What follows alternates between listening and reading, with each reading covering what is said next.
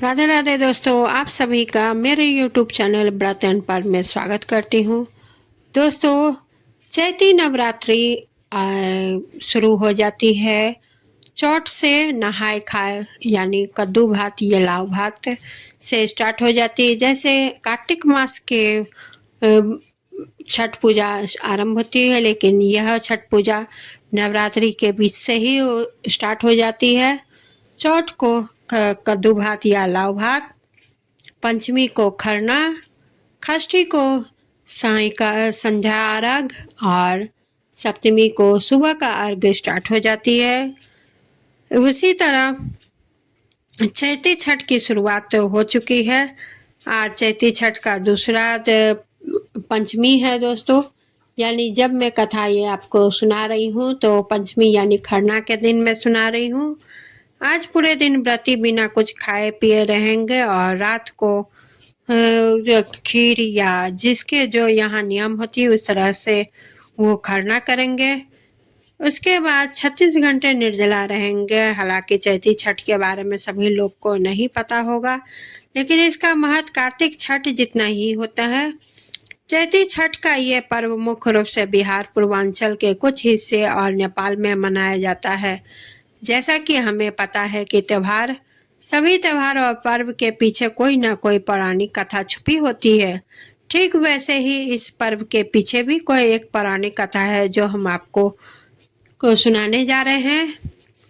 ऐसा माना जाता है कि चैत्र नवरात्र के पहले दिन सृष्टि का निर्माण हुआ था। इस दिन ब्रह्मा जी ने अपनी इच्छा से सृष्टि का निर्माण किया, लेकिन उस समय चारों तरफ सिर्फ अंधेरा ही अंधेरा और सिर्फ जल ही जल था। इसी जल में श्री हरि विश्राम कर रहे थे। सृष्टि निर्माण के छठे दिन सौरमंडल बनाया गया। श्री हरि ने छठे दिन अपनी आंखें खोली, जिससे सूर्य और चंद्रमा बने। इसके बाद ब्रह्मा जी की शक्ति से देवसेना ने जन्म लिया। देवसेना सूर्य की पहली किरण कही जाती है, इसलिए सूर्य और देवसेना को भाई बहन माना कहा जाता है। देवसेना को ही छठी मैया कहा जाता है। एक कहानी सतयुग की है। सतयुग में एक राजा थे, प्रियव्रत। इस राजा की कोई भी संतान न थी। एक बार इनके राज्य में ऋषि लोमस, जिन्होंने इनको एक दैवीय फल दिया।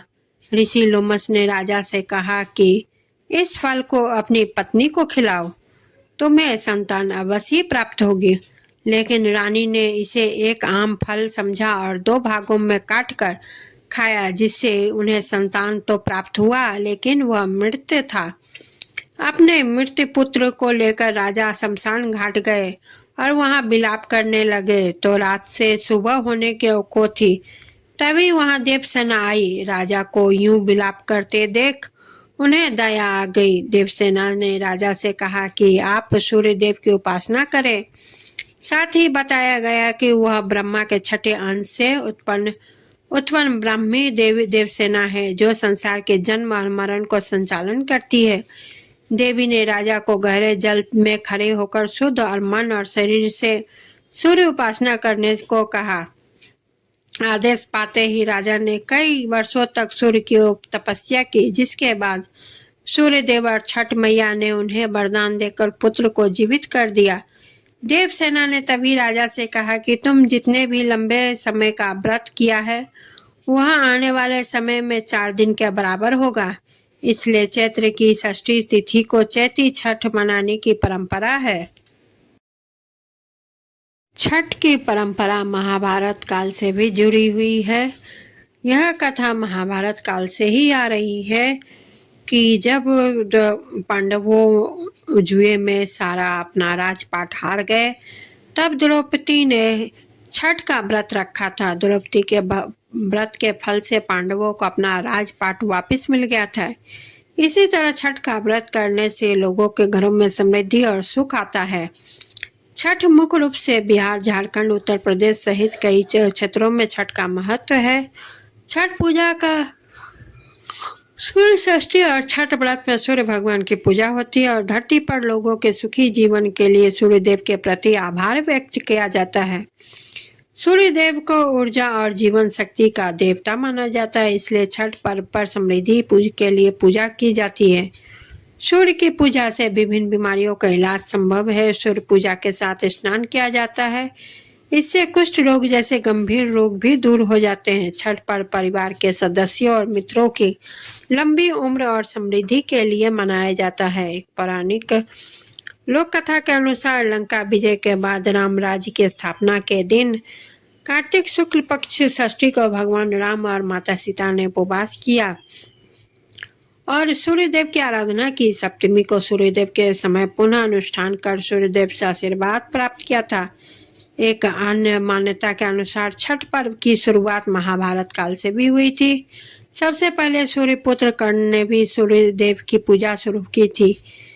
कर्ण भगवान सूर्य का परम भक्त था। वह प्रतिदिन घंटों कमर तक पानी में खड़े होकर सूर्य को अर्घ्य देता था। सूर्य की कृपा से वह महान योद्धा बना था। आज भी छठ में अर्घ्य दान का यही पद्धति प्रचलित है। कुछ कथाओं में पांडवों की पत्नी द्रौपदी द्वारा भी यह सूर्य की पूजा करने का उल्लेख है।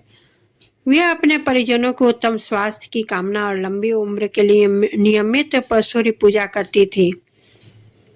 एक कथा के अनुसार राजा प्रियव्रत की भी कथा है, जो मैंने पहले ही आपको सुना दी है।